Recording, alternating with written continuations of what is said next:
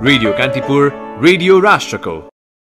राष्ट्रिय सभाको 8औं महाधिवेशन आज सुरु हुँदै सरकारले यसअघि जारी गरेका 12वटा अध्यादेश प्रस्तुत गर्ने तयारी। 2 महिनाको प्रतिबन्धपछि आजबाट आन्तरिक हवाई उडान सञ्चालनमा स्वास्थ्य मापदण्ड अपनाएर तत्कालका लागि 4वटा एयरलाइन्सले मात्रै सेवा दिने।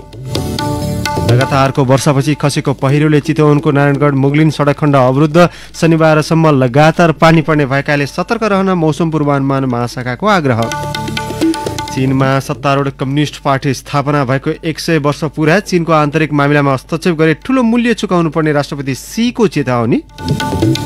र स्पेनिस क्लब बार्सिलोनासँग अर्जेन्टिनी स्टार मेसीको सम्झौता सकियो। जोकोभिच र सबलेन्का विम्बल्डन टेनिसको तेस्रो चरणमा प्रवेश। नमस्कार, कान्तिपुर डायरीका साथमा साथी प्रिन्स र म अनिल। समाचार अब विस्तारमा। राष्ट्रिय सभाको 8औं अधिवेशन आज सुरु हुँदैछ। बैठक संघीय संसद भवन नयाँ बानेश्वरमा अपराह्न 4 बजेका लागि बोलाइएको छ।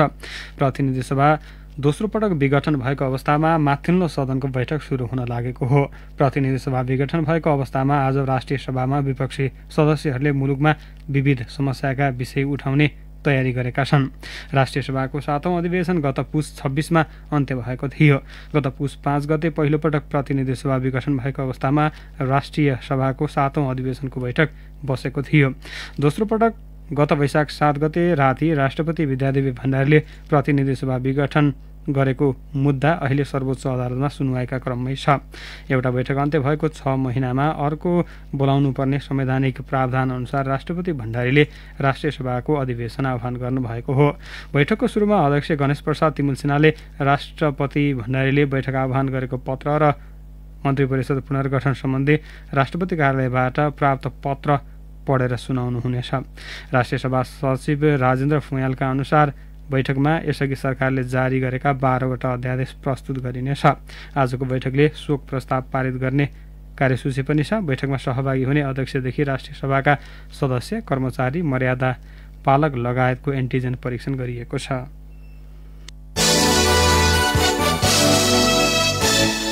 पार्टीको 14औं महाधिवेशनको तयारीका लागि कंग्रेस सभापति शेरबहादुर देउवाले पदाधिकारी तथा पूर्व पदाधिकारीको बैठक बोलाउनु भएको छ। काठमाडौँको बुढानीलकण्ठस्थित देउवा निवासमा दिउँसो 2 बजे बस्ने बैठकमा क्रियाशील सदस्यता वितरणमा देखिएको विवादका बारेमा छलफल हुनेछ। कंग्रेसमा क्रियाशील सदस्य भनेको मतदाता हुन्। क्रियाशील मध्येबाट 9वटा कार्यसमिति चयन हुन्छ भने क्षेत्रीय प्रतिनिधि पनि तय गरिन्छन्। क्रियाशील सदस्यको विवादले महाधिवेशनको तारिखलाई असर पर्ने आशंका समेत गरिएको छ।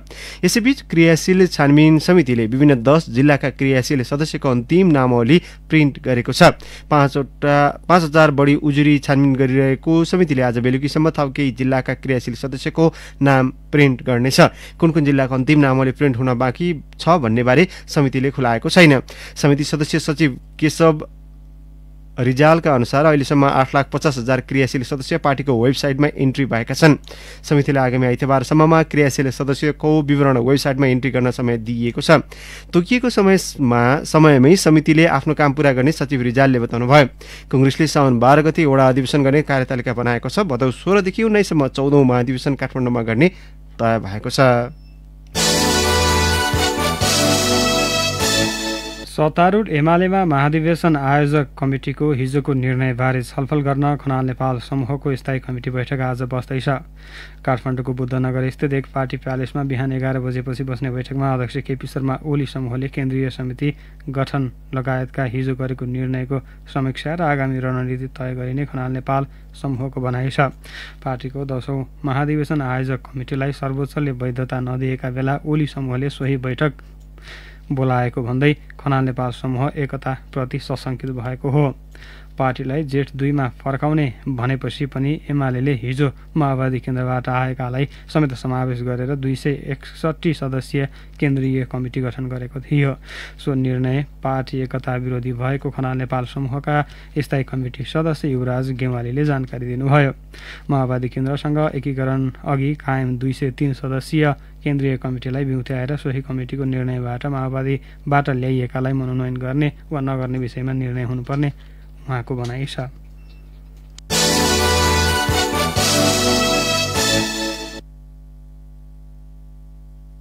काठमाडौँ उपत्यका लगायत देशभर अहिले वर्षा भइरहेको छ। प्रदेश 1, 2, बागमती, गण्डकी, कर्णाली र सुदूरपश्चिम प्रदेशका अधिकांश स्थानमा हल्कादेखि मध्यम तथा केही स्थानमा मेघगर्जन चट्याङसहित भारी वर्षा भइरहेको मौसम पूर्वानुमान महाशाखाले जनाएको छ। देशभर मनसुनी वायुको सक्रिय प्रभाव रहेको र यो पर्सि शनिबारसम्ममा कायम रहने महाशाखाले उल्लेख गरेको छ। महाशाखाका अनुसार हाल तराईको भूभाग नजिक मनसुनी न्यून चापिए रहेको छ। धेरै वर्षा हुने क्षेत्रमा चट्याङ पर्ने सम्भावना पनि रहेकाले सतर्क रहन महाशाखाले अनुरोध गरेको छ। लगातार वर्षा भइरहेकोले नदी तथा खोलामा पानीको सतह बढ्न सक्ने भएकाले तटीय क्षेत्रका बासिन्दालाई आवश्यक सतर्कता अपनाउन महाशाखाले अनुरोध गरेको छ।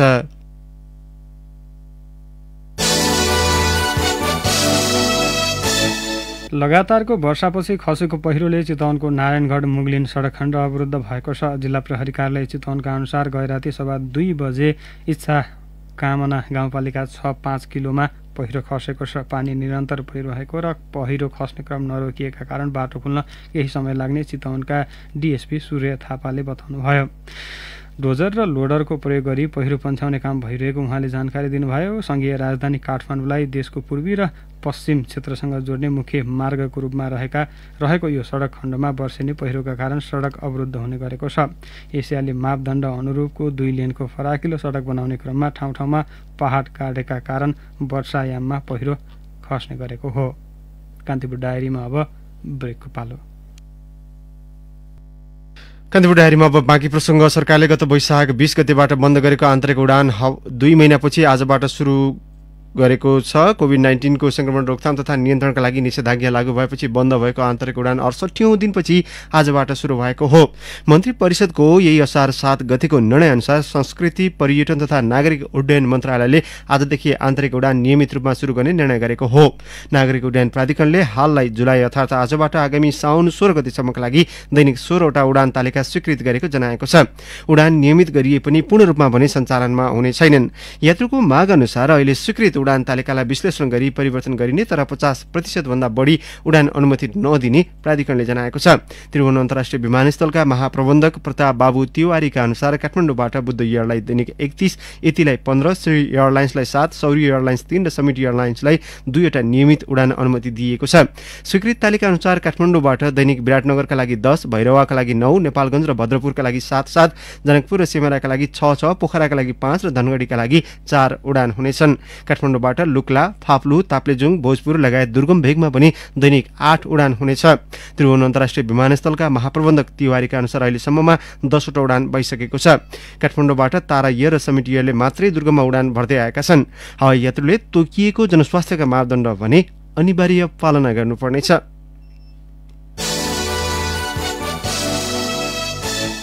अब अन्तर्राष्ट्रिय प्रसङ्ग। चीनले अन्य देशहरूमा अत्याचार नगर्ने राष्ट्रपति सी जिनपिङले बताउनु भएको छ।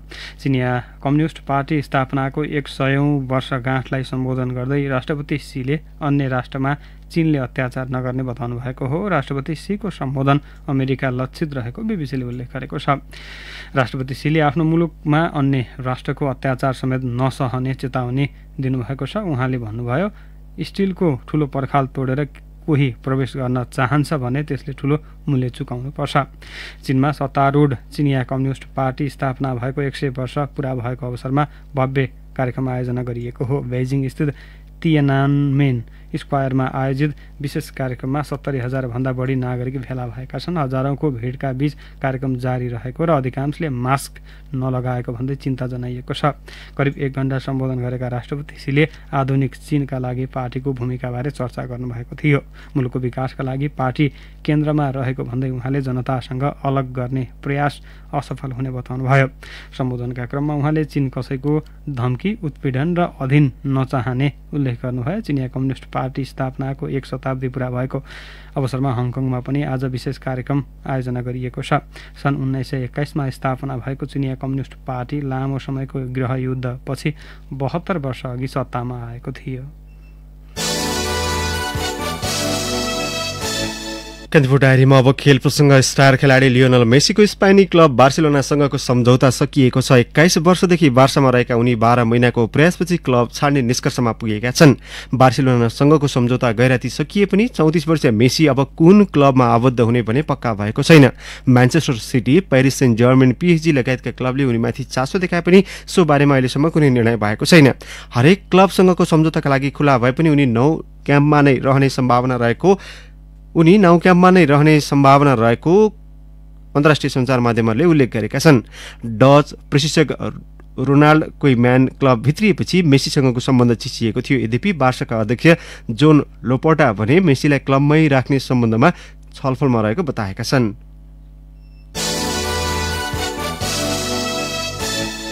इङ्ग्लिस क्लब म्यान्चेस्टर युनाइटेडले बोरुसिया डर्टमन्डका विङ्गर जाडेन सान्चोलाई कीर्तिमानी रकममा क्लबमा भित्राउने भएको छ। 21 वर्षीय इङ्ग्लिस खेलाडी सान्चोलाई म्यान युनाइटेडले 8 करोड 50 लाख युरो तिर्न लागेको हो। यो सँगै उनी इङ्ल्यान्डका दोस्रो सबैभन्दा महँगा खेलाडी बन्नेछन्। युनाइटेडले डिफेन्डर हेरी मुगिउरलाई सन् 2019 मा 8 करोड पाउन्ड स्टर्लिङ खर्चिएको थियो। 5 वर्षीय अनुबन्धनमा क्लब छिर्न लागेका सान्चोको स्वास्थ्य परीक्षण भने बाँकी छ। शीर्ष वरियताका नोभाक जोकोभिच र दोस्रो वरियताकी एरिना सबलेन्का विम्बल्डन टेनिसको तेस्रो चरणमा प्रवेश गरेका छन्। गैराती भएको खेलमा साउथ अफ्रिकाका केभिन एन्डरसनलाई 3-0को सेटमा पराजित गर्दै सर्बियन जोकोभिचले तेस्रो चरणमा स्थान बनाएका हुन्। अर्को खेलमा इटलीका मातेओ बेरेटिनीले अर्जेन्टिनाका गुइडो पेल्लालाई 3-1 को सेटमा पराजित गरेका छन्। बेलायतका एन्डी मुरेले जर्मनीका ओस्कार ओट्टेमाथि 3-2 को सङ्घर्षपूर्ण जित निकालेका छन्। अन्य खेलमा अर्जेन्टिनाका डिएगो सोर्जोम्यान, रुसका एन्ड्री रुब्लेभ, इटलीका फाबियो फोग्निनी, रुसका कारिन खाचानोभ, अस्ट्रेलियाका निक किरियोस, बेलायतका डेनियल इभान्सले पनि आफ्नो खेलमा जित निकाल्दै तेस्रो चरणमा स्थान पक्का गरेका छन्। क्यानाडाका डेनिस सापारोभले भने वक ओभर पाएका छन्। महिला एकलतर्फको खेलमा दोस्रो वरियताकी एरिना सबरेन्काले बेलायतकी केटी बोल्डरलाई 4-6, 6-3 र 6-3 ले पाखा लगाइन्। पोल्यान्डकी इगा स्वेताकाले रुसकी भेरा बोनारेवालाई सोझो सेटमा पराजित गर्दा ट्युनिसियाकी ओन्स जाबेउरले अमेरिकी भेनस विलियम्सलाई 7-5 र 6-0 ले स्तब्ध पारिन्। महिला एकलतर्फका अन्य खेलमा स्पेनकी Garbine Muguruza, अमेरिकाकी Sloane स्टेफेनेस, ग्रिसकी Maria सक्कारी, रोमानियाकी arena बेगु, check रिपब्लिककी Carolina लेस्कोभा र अमेरिकाकी मेडिसन केजले पनि तेस्रो चरणमा स्थान बनाएका छन्। हवस् नै प्रसङ्गसहित कान्तिपुर डायरीको यो बुलेटिन अहिलेलाई यहीँ सकिन्छ। हाम्रो अर्को बुलेटिन बिहान 10 बजे स्पोर्ट्स डायरी हुनेछ। तसम्मका लागि कान्तिपुर डायरीबाट साथी प्रिन्स र म अनिल बिदा माग्छौँ। नमस्कार।